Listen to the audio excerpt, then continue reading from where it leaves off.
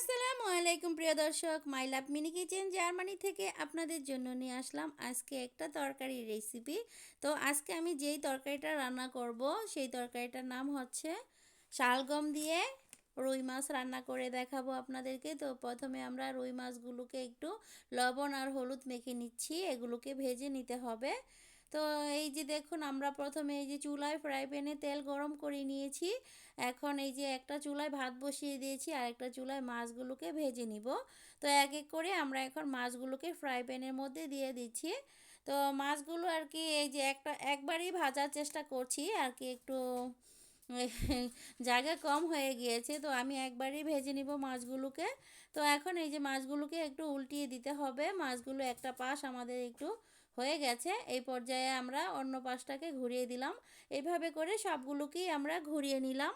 তো এখন এই যে মাছগুলোকে আমাদের ভাজা হয়ে গেছে, এই পর্যায়ে আমরা এই যে একটা ফ্রাই প্যানের মধ্যে একটু তেল দিয়ে দিয়েছি, সরিষার তেল দিয়ে আমি রান্নাটা করব। তো সরিষার তেলটা গরম হয়ে গিয়েছে, এই পর্যায়ে আমরা পেঁয়াজগুলোকে দিয়ে দিব। তো দেখতে পাচ্ছেন আমি কতটুকু পেঁয়াজ দিয়েছি, এটা আপনাদের ব্যক্তিগত ব্যাপার, কে কতটুকু পেঁয়াজ দেবেন আর কি। তো আমি একটা পেঁয়াজ কেটেছি, সেটা এতটুকু হয়েছে, এই পরিমাণে আমি দিয়ে নিয়েছি। তো এখন পেঁয়াজগুলোকে আমরা ভেজে নিব। পেঁয়াজগুলোকে ভাজতে ভাজতে যখন নাকি একদম লালচে লালচে লালচে হয়ে যাবে একটু, তখন আমরা বাকি মশলাগুলো অ্যাড করব। তো এখন আমরা একটু লবণ অ্যাড করে দিলাম। লবণটাকে অ্যাড করে দিয়ে এখন আমরা এটাকে আরও কিছুক্ষণ ভেজে নিব। যখন নাকি এই যে বাদামি কালার চলে আসবে পেঁয়াজটা, তখনই আমরা এগুলোকে মশলা দিয়ে কষিয়ে নিব। আর এই যে শালগমটা দেখিয়ে দিলাম, এটা আমি এখন কেটে নিব। আর এখানে একটু আদা রসুন, এই যে দেখতে পাচ্ছেন কতটুকু, ঠিক এই পরিমাণে আমি দিয়ে দিলাম। আদা রসুন বাটাগুলোকে দিয়ে আমি সবসময় এভাবে একটু ভেজে নেই, এতে করে আদা রসুনের গন্ধটা দ্রুত চলে যায়। আর এখন আমরা এই যে বাকি মশলাগুলো দিয়ে দিব। দেখতে পাচ্ছেন এই যে আদা রসুন বাটাগুলো কিন্তু আমাদের ভাজা হয়ে গিয়েছে। এই পর্যায়ে হলুদ আর ধনিয়া গুঁড়াটা দিয়ে দিলাম, 1 চামচ হলুদ গুঁড়া আর 1 চামচ ধনিয়ার গুঁড়া। এগুলোকে দিয়ে একটু নেড়েচেড়ে মিশিয়ে নিয়ে তারপরে একটু পানি দিয়ে দিলাম। এখন এই পানি দিয়ে এগুলোকে ভালো করে কষিয়ে নিতে হবে। যখন নাকি কষানোর পরে তেলটা চলে আসবে, তখনই আমরা বাকি তরকারি সবজিগুলো আর কি দিব। এই যে দেখুন, আমরা সবজিগুলোকে এরকম করে লম্বা লম্বা করে কেটে নিয়েছি। তো এখন এই সবজিগুলো কষানো মশলার সাথে দিয়ে দিব। তো আমাদের মশলাটা কিন্তু একদম সুন্দরভাবে কষানো হয়ে গেছে, তেলটা চলে এসেছে, পানিগুলো শুকিয়ে গিয়েছে। তো এই পর্যায়ে সবগুলো সবজি দিয়ে দিলাম। দিয়ে এখন আমরা নেড়ে চেড়ে এটাকে কিছুক্ষণ কষিয়ে নিব সবজিগুলোকে। তো ভালো করে এখন মিশিয়ে নিতে হবে। মিশিয়ে নিয়ে তারপরে আমরা ঢেকে দিয়ে রান্না করব। তো এখানে আমি কিন্তু মরিচ দেইনি, কারণ আমাদের বাচ্চারা কিন্তু একটা মরিচ খেতে পারবে না, ওরা ঝাল তরকারি খেতে পারে না। তো যদি ওরা একটু খায় সেজন্য আর কি মরিচটা এখন আমরা দিব না।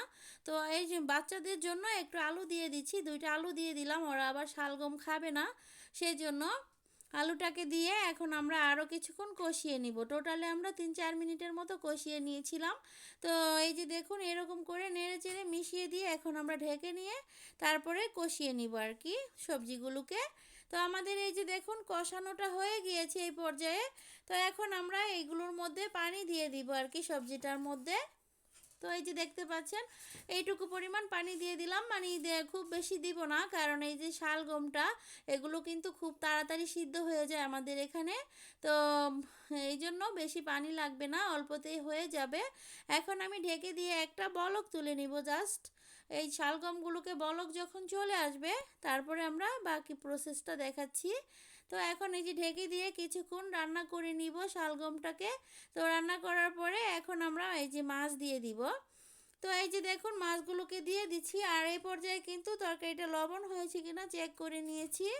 তো লবণটা সবসময় নামানোর আগ দিয়ে আরেকবার চেক করে নিতে হবে।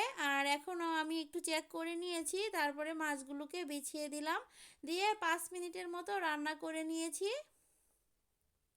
তো এখন আমি এই যে কাঁচামরিচ দিয়ে দিব আর কি, লাস্টে দিচ্ছি এই জন্য যাতে করে তরকারিটা তেমন একটা ঝাল না হয়। মরিচটা নাড়াচাড়া করলে তো ঝাল বেশি হবে সেজন্য। তো একটুখানি মরিচ এভাবে আমরা দিয়ে দিলাম। এখন এই যে তরকারিগুলোকে আরও কিছুক্ষণ জাল করে নিব। তো যাতে করে আর কি সুন্দরভাবে এই যে পানিটা আর একটু শুকিয়ে যায়, আর জাল মাছগুলো একটু রান্না করার পরে আর একটু মজা লাগবে তরকারিটা এভাবে করে রান্না করলে। তো এই যে দেখুন লাস্টে আমি টালা জিরার গুঁড়াটা দিয়ে দিব।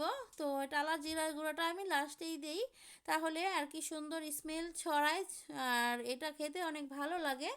আর আপনাদের কাছে ধনিয়া পাতা থাকলে আপনারা ধনিয়া পাতা দিয়ে দিবেন। তো আমার কাছে আজকে ধনিয়া পাতা নেই, সেজন্য আমি জাস্ট এভাবেই করে নিচ্ছি। তো এই যে দেখুন কত সহজেই আমাদের রেসিপিটা হয়ে গেল। এখন আমরা একটু ঢেকে দিয়ে আরও কিছুক্ষণ জাল করে নিব, এই যে 2 মিনিটের মতো। তো এখন এই যে হয়ে গেছে আমাদের রেসিপিটা। আমাদের রেসিপি ভালো লাগলে অবশ্যই লাইক কমেন্ট শেয়ার করবেন, আর সবাই ভালো থাকবেন। আল্লাহ হাফেজ।